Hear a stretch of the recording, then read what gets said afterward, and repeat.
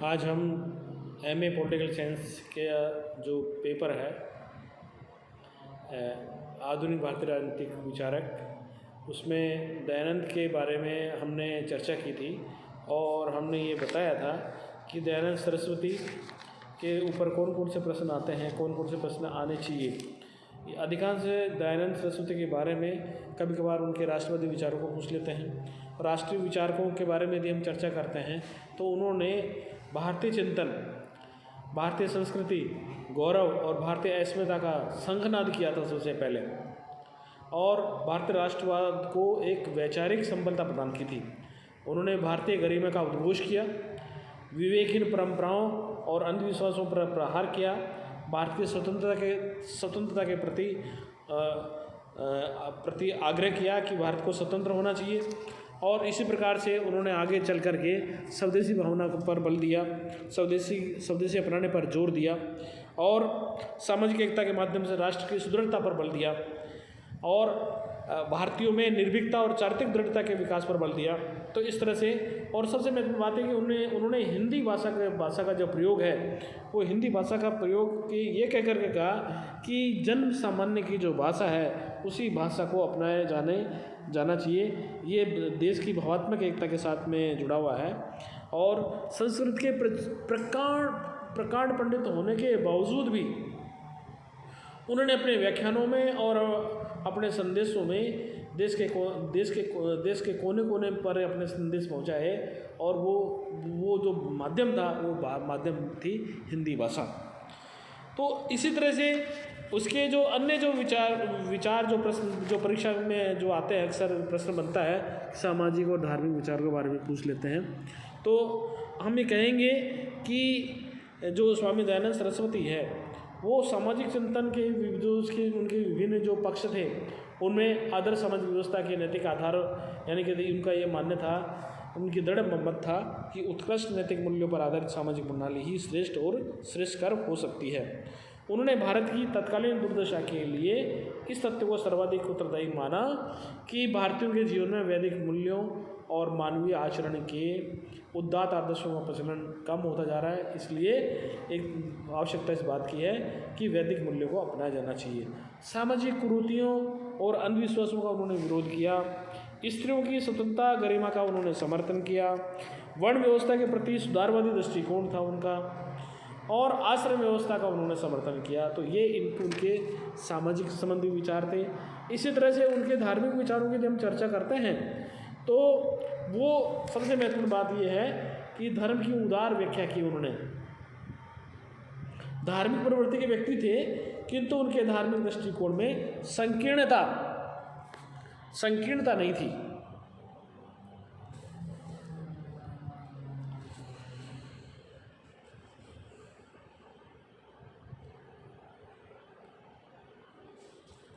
संकीर्णता बिल्कुल नहीं थी, और उन्होंने एक तरीके से एकेश्वरवाद और ईश्वर के निराकार स्वरूप में आस्था व्यक्त की, अवतारवाद का उन्होंने विरोध किया, मूर्ति पूजा का खंडन किया, और इसी तरह से अन्य धर्मों के प्रति जो दृष्टिकोण था उनका बहुत ही एक तरीके से आग्रहपूर्वक रहा है कि सभी धर्मों में अच्छे सिद्धांत हैं और उन सिद्धांतों का एक तरीके से ढंग से पालन किया जाए। उनका दृष्टिकोण पक्षपातपूर्ण नहीं था। वे हिंदू धर्म की प्रचलित मान्यताओं का भी विरोध किया उन्होंने, और जैन धर्म, बौद्ध धर्म, चार्वाक मतों के अनेक विसंगतियों को उजागर किया। धार्मिक सुधारों के लिए संगठन शुद्धि और प्रचार के प्रयास किए।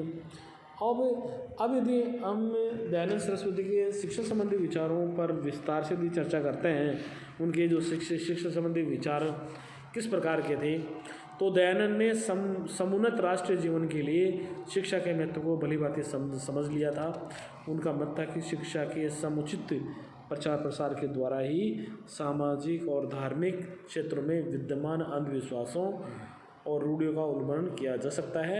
एक जागरूक समाज, समुन्नत राष्ट्र का निर्माण किया जा सकता है। शिक्षा के प्रति दयानंद का जो दृष्टिकोण था, उसके जो विशिष्ट पक्ष थे, उनमें पहला था शिक्षा का प्रयोजन। शिक्षा, दयानंद के अनुसार शिक्षा का उद्देश्य व्यक्ति के व्यक्तित्व का सर्वांगीण विकास है। व्यक्ति के व्यक्तित्व के विकास के लिए शिक्षा बहुत आवश्यक है। उन्होंने शिक्षा को ऐसे साधन के रूप में परिभाषित किया जिससे व्यक्ति के व्यक्तित्व में ज्ञान, गरिमा, धर्मनिष्ठा, जितेंद्रियता आदि गुणों का संयोग हो तथा अज्ञान आदि दोषों का निराकरण हो। दयानंद के अनुसार शिक्षा व्यक्ति और समाज दोनों के लिए उपयोगी है। उनके मत में व्यक्ति शिक्षा के द्वारा जीवन में उचित अनुचित का भेद करने में सक्षम होता है, अपने कर्तव्यों का समुचित निर्धारण कर पाता है। दूसरा है शूद्रों व स्त्रियों सहित सभी को शिक्षा का अधिकार। दयानंद सरस्वती ने समाज का एक बहुत बड़ा तबका जिसमें शूद्र और स्त्रियां थी उनको शिक्षा से वंचित किया जाना एक तरीके से ये समाज के लिए कलंक मानते थे। दयानंद ने शूद्रों व स्त्रियों की शिक्षा के प्राप्ति के अधिकार का प्रबल समर्थन किया।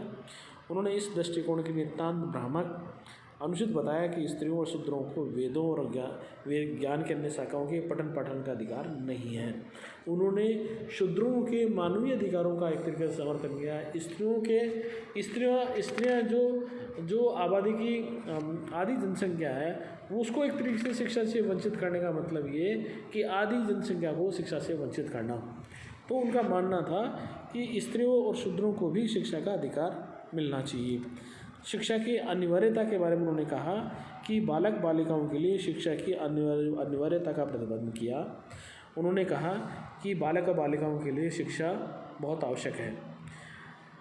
राज्य को अनिवार्य शिक्षा की व्यवस्था करनी चाहिए। जो अभिभावक अपने बालक बालिकाओं को शिक्षा प्राप्ति के लिए शिक्षण संस्थाओं में न भेजें उन्हें राज्य द्वारा दंडित किया जाना चाहिए।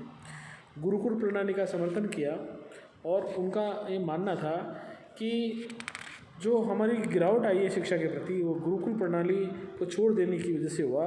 दयानंद ने शिक्षा के लिए प्राचीन भारत के समुचित गुरु प्रणाली को पुनर्जीवित करने पर बल दिया। उनका मत था कि शिक्षा प्राप्ति के लिए बालक बालिकाओं को पूर्ण रूप से शिक्षकों के अनुशासन में रख दिया जाना चाहिए ताकि वे व्यक्तित्व की निर्माणकारी अवस्था में सामाजिक जीवन की विकृतियों तथा अन्य दूषित प्रभावों से मुक्त रहकर अपने व्यक्तित्व का निर्माण कर सकें। उन्होंने इस बात पर बल दिया कि गुरुकुलों में समाज के सभी वर्गों के अभिभावकों के बालक बालिकाएं समानता के आधार पर रहे। वेशभूषा, खान पान, रहन सहन आदि के संदर्भ में उनमें कोई भेदभाव नहीं किया जाना चाहिए। नेक्स्ट था उनका शिक्षा के प्रति सह शिक्षा का विरोध। उन्होंने बालक बालिकाओं के लिए अलग अलग स्कूलों का समर्थन किया कि अलग अलग स्कूलों में ये पढ़ें और उनका एक तरीके से बालक बालिकाओं के मध्य भेदभाव नहीं किया उन्होंने, किंतु उन्होंने ये सह शिक्षा का समर्थन नहीं किया। उन्होंने स्पष्ट किया कि बालकों और बालिकाओं के लिए पृथक पृथक शिक्षण संस्थाएं होनी चाहिए। उन्होंने ये भी अपेक्षा की कि बालकों को पुरुष शिक्षकों तथा बालिकाओं को महिला शिक्षिकाओं द्वारा शिक्षा दी जानी चाहिए। इसी तरह से नेक्स्ट पॉइंट है शिक्षा की सच्चरिता व सुयोग्यता पर बल।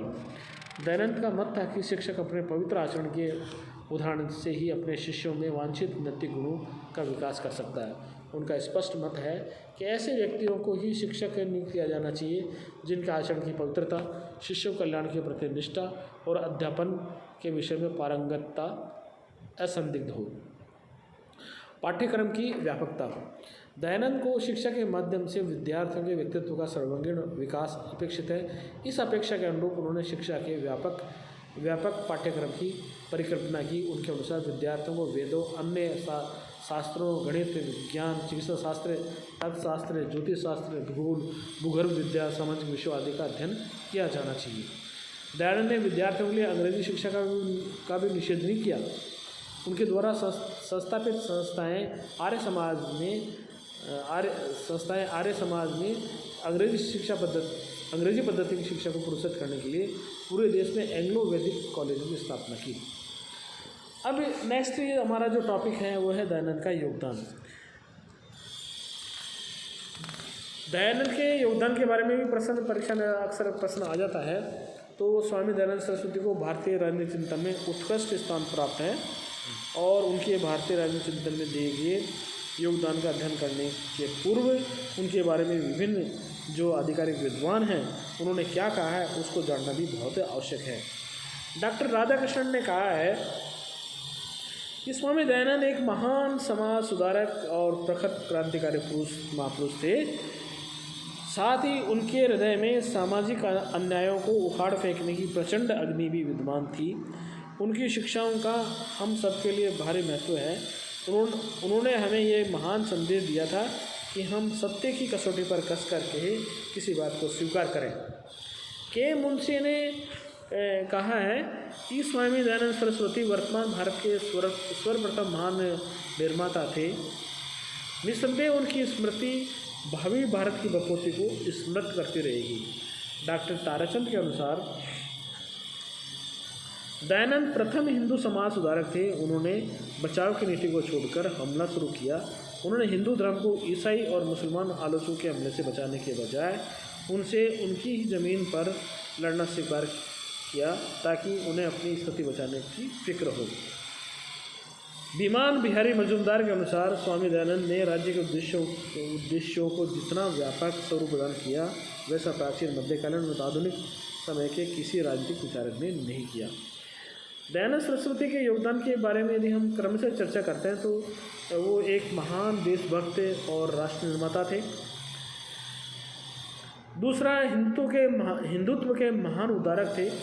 स्वामी दयानंद सरस्वती का हिंदुत्व का पुनरुत्थान करने में महान योगदान रहा है।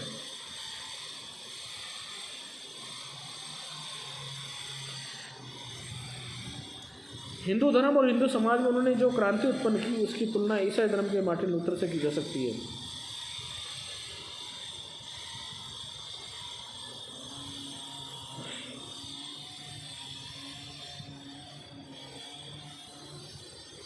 उन्होंने हिंदू धर्म के अंधविश्वासों, आडंबरों, पाखंडों का घोर विरोध किया। वे प्रथम हिंदू समाज सुधारक थे। उन्होंने ईसाई और इस्लाम धर्म के हिंदू धर्म पर किए जाने वाले आक्रमणों को सफलता के साथ सामना करके उन पर प्रत्याक्रमण करते हुए हिंदुओं को संगठित करने की दिशा में भागीरथ प्रयास किए। वैदिक पुनरुद्धार के महान प्रणेता थे। वेदों की ओर लौट चलो उनका नारा था और उनका यह मानना था कि वैदिक संस्कृति की महानता का प्रचार करते हुए भारतीयों में महान वेदों के महत्व का प्रचार किया। उन्होंने वेदों के लौटने से सभी समस्याओं का समाधान हो सकता है, इसलिए उन्होंने वेदों के लौटने का आश्वासन दिया। एक महान समाज सुधार आंदोलन के प्रणेता बने। स्वामी दयानंद सरस्वती केवल एक महान भारतीय नहीं थे, अपितु एक महान समाज सुधार आंदोलन के प्रणेता बने। उन्होंने समाज सुधार के लिए आर्य समाज की स्थापना की। इस आंदोलन ने देश में समाज सुधार की अलग जगाई और तथा अंधविश्वासों, आडंबरों, पाखंडों के विरुद्ध एक क्रांति की। आर्य समाज ने देश के शैक्षिक उन्नयन की दिशा में भागीरथ प्रयास किए। एकेश्वरवाद का उपासक स्वामी दयानंद ने मूर्ति पूजा का घोर विरोध करते हुए एकेश्वरवाद की सिद्धांत का प्रतिपादन किया। उनका मत था कि ईश्वर अजर, अमर, सर्वव्यापक, सर्वशक्तिशाली, निराकारी, अनुपम, न्यायी, सर्वेश्वर है, अतः केवल उसी की उपासना की जानी चाहिए। एक परम परमेश्वर ईश्वर की आराधना एकेश्वरवाद का द्योतक था। नारी जाति के महान उन्नायक थे। स्वामी दयानंद सरस्वती ने नारी जाति के कल्याण की दिशा में अथक प्रयास किया। उन्होंने उन पर होने वाले अमानवीय अत्याचार का घोर विरोध किया। स्वामी जी के ने प्राचीन ग्रंथों की दुहाई देते हुए स्त्री पुरुष की समानता के सिद्धांत का प्रतिपादन किया। उन्होंने प्रथा प्रथा, बहुविवाह और नारी शिक्षा का घोर विरोध किया। उन्होंने नारी जाति की गरिमा और प्रतिष्ठा को बहाल करने के लिए नारी शिक्षा, विधवा विवाह तथा नारी स्वतंत्रता का समर्थन किया। नेक्स्ट पॉइंट है एक प्रखर दलित उद्धारक। स्वामी दयानंद सरस्वती ने जाति प्रथा का घोर विरोध किया तथा अस्पृश्यता को अमानवीय कहकर निंदनीय बताया। स्वामी जी के समय में जाति प्रथा तथा अस्पृश्यता का विरोध करना एक बहुत ही साहस का कार्य था। उन्होंने सवर्णों और दलितों की समानता के सिद्धांत का प्रतिपादन करके देश के करोड़ों दलित लोगों में नई आशा और विश्वास की भावना जागृत की। वे सामाजिक न्याय के अग्रदूत थे। यदि हम सामाजिक न्याय के उद्धारकों की बात करें तो ये एक महान प्रखर दलित उद्धारक थे स्वामी दयानंद सरस्वती। विवेक प्रधान दृष्टिकोण था उनका चिंतन विवेक पर आधारित था। वे पूर्वाग्रही मानसिकता से मुक्त थे। अच्छी बातों की प्रशंसा करने में कोई कमी नहीं रखते थे। यूरोपियन लोगों के अच्छे गुणों, उनकी कर्मठता, स्वदेश प्रेम, दूसरों का अंधाकरण नहीं करने, देशवासियों की सहायता करने, नारी समानता, स्वतंत्रता और प्रतिनिध्यात्मक लोकतंत्र के प्रशंसक थे।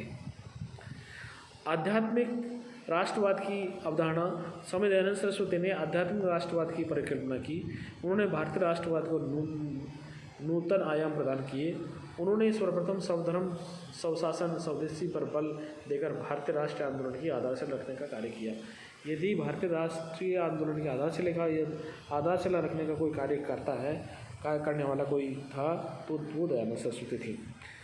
राष्ट्रीय आंदोलन के प्रेरक बने। इसी तरह से महात्मा गांधी के रचनात्मक कार्यों का प्रभाव दयानंद और उनके समाज ने महात्मा गांधी के रचनात्मक कार्यक्रमों पर प्रभाव पड़ा। दयानंद और उनके समाज ने बहुत से उन कार्यक्रमों को पहले ही अपना लिया था जो महात्मा गांधी के रचनात्मक कार्यक्रम में सम्मिलित थे।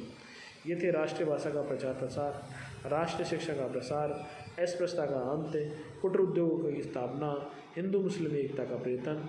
जिस प्रकार महात्मा गांधी ने समन्वयवादी मानवतावादी मिश्रित भारतीय संस्कृति को एक ऐसा आधार माना जिस पर भविष्य की विश्व व्यवस्था का निर्माण हो सकता है, उसी प्रकार दयानंद ने भी संपूर्ण विश्व को एक पथ पर चलने का मार्ग दिखाया। दयानंद के विचार प्रत्येक सामाजिक और राजनीतिक सुधारक में दिखाई देते हैं। वे केवल एक नए संप्रदाय के संस्थापक नहीं थे, वरन प्रगति के अग्रदूत और एक सच्चे राष्ट्र निर्माता थे। संक्षेप में हम कह सकते हैं कि दयानंद एक महान समाज व धर्म सुधारक, राष्ट्रवादी, राष्ट्रीय आंदोलन के प्रेरणा स्रोत थे। साथ ही महान प्रजातंत्रवादी थे। उन्होंने प्रजातंत्र के मूल सिद्धांतों समानता भ्रातृत्व का प्रयोग न केवल राजनीति वरन सामाजिक धार्मिक व्यवस्थाओं के क्षेत्र में किया। दयानंद ने विकेंद्रीकरण पर आधारित ग्राम प्रशासन का प्रतिरूप हमारे समक्ष प्रस्तुत किया। वे विचारक आवश्यक थे परंतु यथार्थवादी भी थे। उन्होंने अहिंसा के व्यवहारिक और उचित रूप का सार्वजनिक जीवन में प्रतिपादित किया। वे राष्ट्रवादी होने के साथ ही अंतर्राष्ट्रवादी भी थे। इस प्रकार वे एक संतुलित और समन्वयवादी यथार्थवादी राजनीतिक विचारक दिखाई देते हैं। भारत के धर्म, दर्शन, समाज, शिक्षा, राजनीतिक क्षेत्रों में उनका योगदान हमेशा स्मरण किया जाएगा। धन्यवाद।